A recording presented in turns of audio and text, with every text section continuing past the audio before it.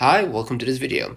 To use flash fill, simply type an example of the split data, like the first name, in the column next to your list and press Ctrl+E. Excel will detect the pattern and instantly fill the rest of the column.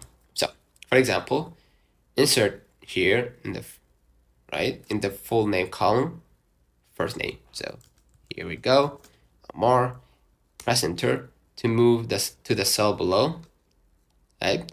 Now press Ctrl+E on your keyboard. Excel will extract all the first names. Repeat the process for the last names in another empty column. Now, to extract a username, type the exact text that appears before the @ symbol for your first contact in an adjacent column.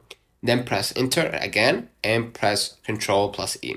Alternatively, if you need to create new email addresses from a list of names, type the first desired email address, e.g. first name, last name, at gmail or at company.com for the first row, press enter and hit Ctrl+E. Right? So consider liking this video, subscribe, it really helps with the channel. Until next time, see you.